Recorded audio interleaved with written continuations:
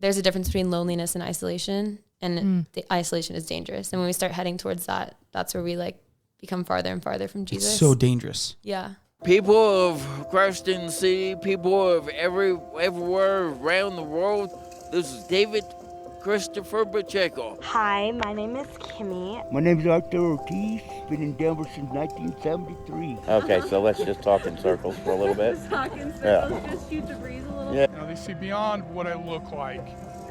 They see what my actions are and say, hey, that is a good person. A lot of people say home is where the heart is, but my heart's in many places. It's just I don't know where home is. Welcome back to Homeless But Human. Back with you again today is Blake. And back with you again today is Shayla. And we are so excited, as usual, to welcome another one of our missionaries to this podcast. And today we have with us Marilyn.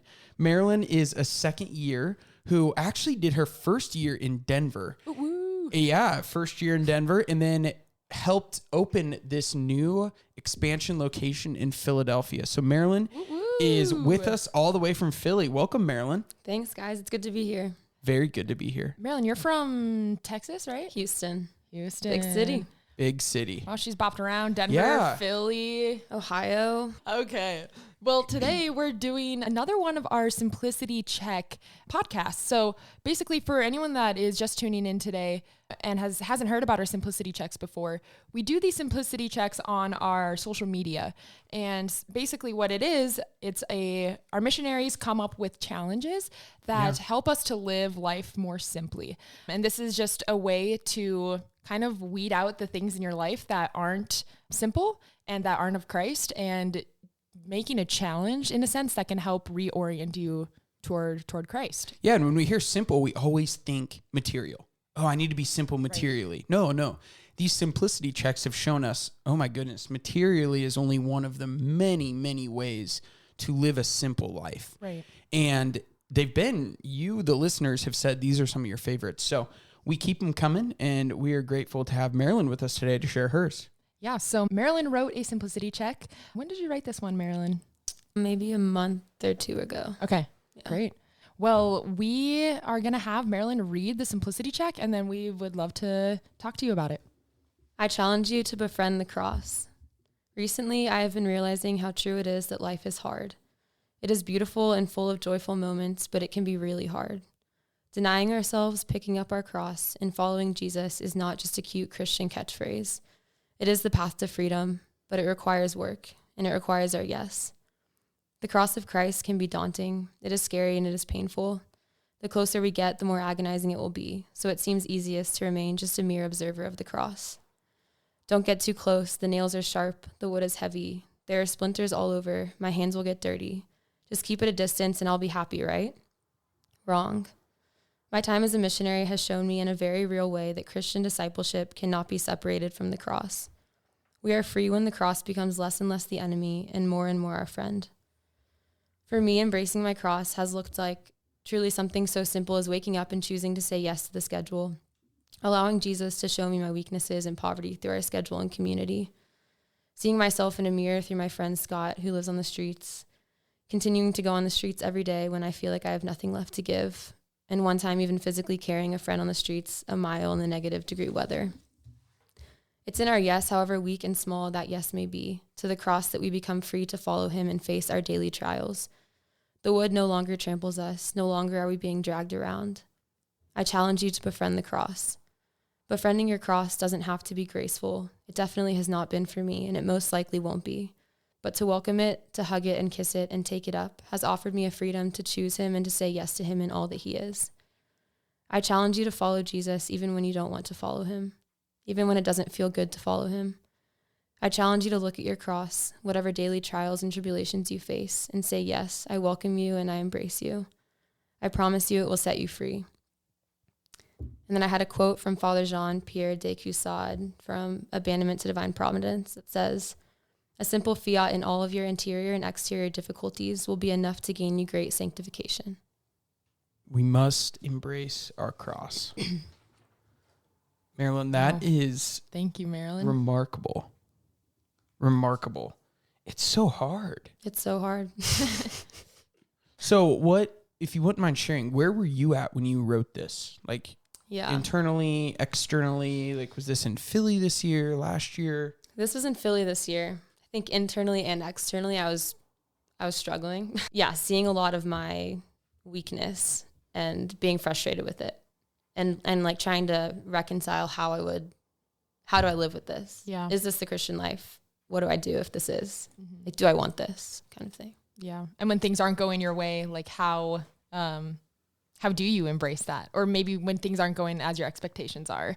That's such a good thought too, just to think. And we talk about this all the time with the missionaries, right? We love other people's crosses or the idea of them, right? Our own crosses are usually the ones that seem unbearable at times, that seem so annoying and, oh, I just don't want to pick that up. But oh my gosh, if I had that other person's cross, I could do that. Yeah. Right. And I'm sure in that moment you were like, well, if I lived this other life, I don't care what the cross would be. I could pick it up then. But Oh yeah. with this schedule, with this unknown, no, I can't do it. Yeah. I almost thought like, am I not happy living this way? Because it's just denying myself all the time. So if I just leave, maybe I'll be happy and maybe I'll be closer to Jesus and feel more connected. But in this, you talk about freedom, right? And you say, you know, that befriending your cross is where we become free, right? Because fear is running from our crosses and then we're just scared. Like in a weird way, we're scared of suffering. We're scared of these things.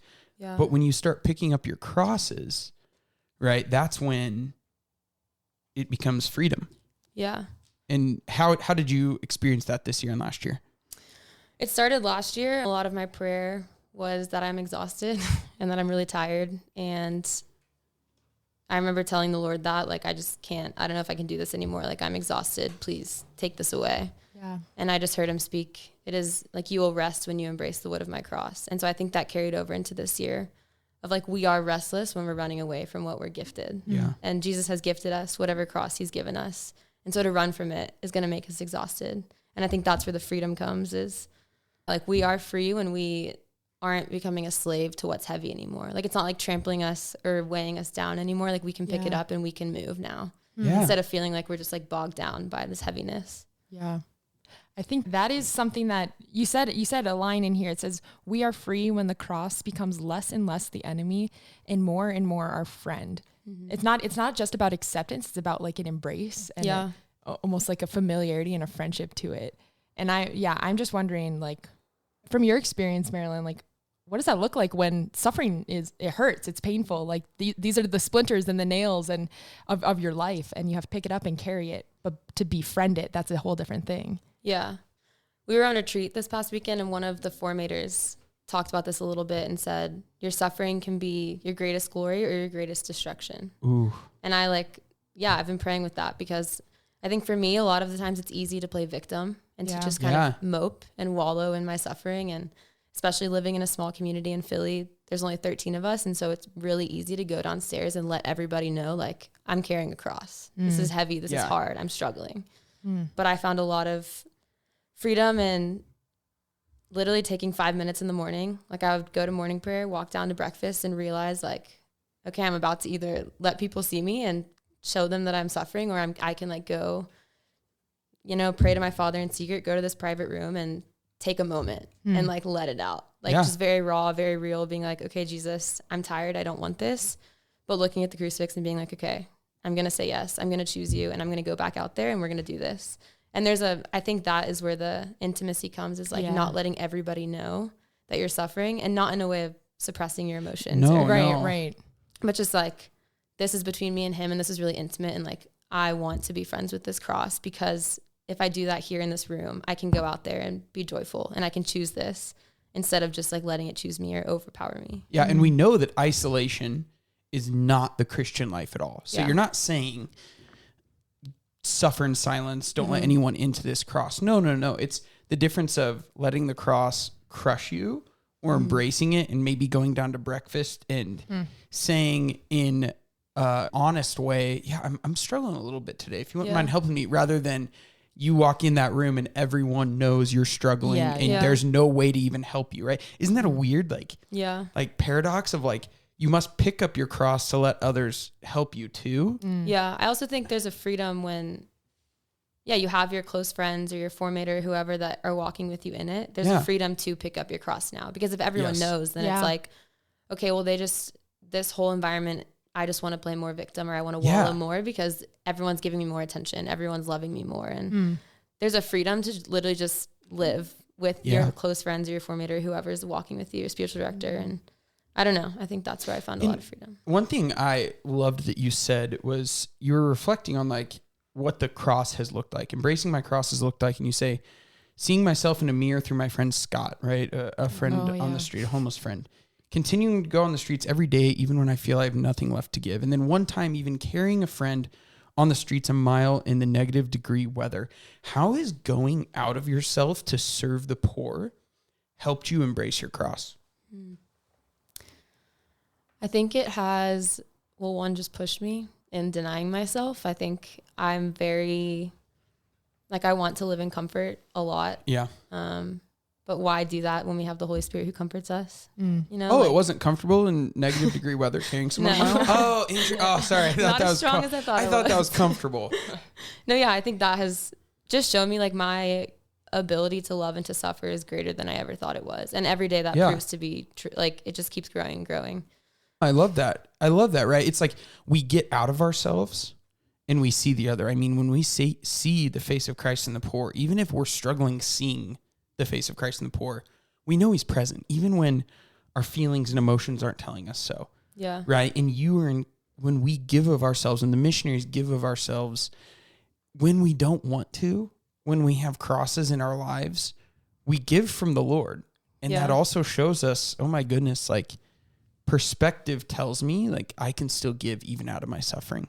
Yeah. I think it also just strengthens your will, which is really important in embracing your cross, because you can't say yes to something if your will is not strengthened. Yeah. So the days that I don't want to go out and I don't want to talk to people and I don't want to do the hard things, the times I actually just do it, my will becomes more strong. Yeah. And I can give a vow now to Jesus, or give a yes to the cross. Yeah, a simple yes. Like you said, that fiat, that simple yes from that quote at the end that can be simple, right? But it's that one act of the will. And sometimes I'm sure that was very small. I know for our missionaries, some days that yes is so tiny, yes, I will do my neighbor's dishes. Or maybe it's huge. Yes, I will carry this person a mile in cold weather, right? But those yeses are all connected. Yeah. I am really curious to hear about your experience in either community or out on the streets. When was a time when you were encouraged to pick up your cross? Or if you can think of a specific time, a moment when you saw someone else maybe suffering with grace and really kind of leaning into it, but in a way that was that familiarity kind of sparked something in you to pick up your cross. I'd say, probably my friend Scott that we met in Philly. He struggles a lot with delusions and psychosis, we think, and a lot of voices in his head. And every day everyone who walks by him, he thinks that they hate him, they're out to get him. Oh, yeah. Just sitting a lot in his, honestly, suicidal ideations, I guess. But seeing him continue to enter into our friendship and tell us how much he loves us and how thankful he is for us. And he doesn't think we're on his bad side. And I think that in itself just keeps me going a lot. It's so easy for us to get in our head. And yes, it's not necessarily psychosis or delusions for all of us, but we do have voices in our head or lies of the evil one or whatever. Yeah. And I think it's easy to listen to those instead of to listen to the voice of love and the voice of truth. So I think that has been one way to just embrace the pain of detaching from the lies of the enemy, or detaching from the voices in our head that we can get so comfortable with, if that made sense. Yeah. Definitely. Yeah. I mean, as you even reflect on those things, and your friend Scott, it's oh, that hurts. Those days you're out there, it hurts. Yeah. But there's joy, because that's where Christ is. Yeah. One of the biggest fruits of Christ in the City is the community. And I've witnessed this in my couple years at Christ in the City too, amongst the missionaries, just the way that you can build each other up, and that because you are in community, you are able to go out to the streets. So Marilyn, from your perspective, what is the importance of, even just for our listeners too, what's the importance of having a community or friends or family or people to lean on when you are suffering. Yeah.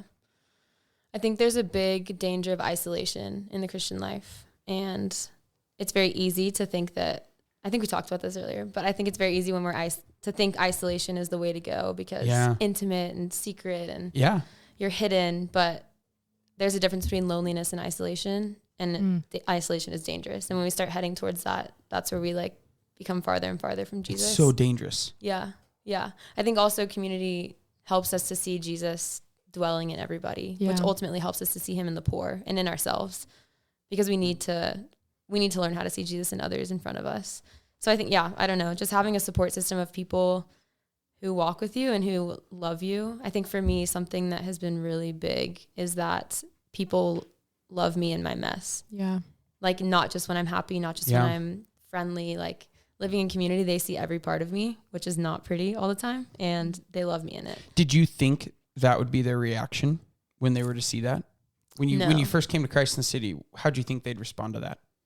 In my head, if people saw the real me, it'd be like, okay, I'm going to walk away now, See you because that later. was too much. Yeah. That was like scary. That was, like you're mean, you're dark, whatever. Because it's scary for us. Yeah. It's terrifying. I remember as a missionary, I had the same thing, and it's this just common theme for our missionaries. And what a rough thing that we believed. I mean, what an unfortunate lie. Right. And that's just the human condition, though. That's not just Marilyn. That's not just no, and that's why I say me too. It's like I was in the same boat.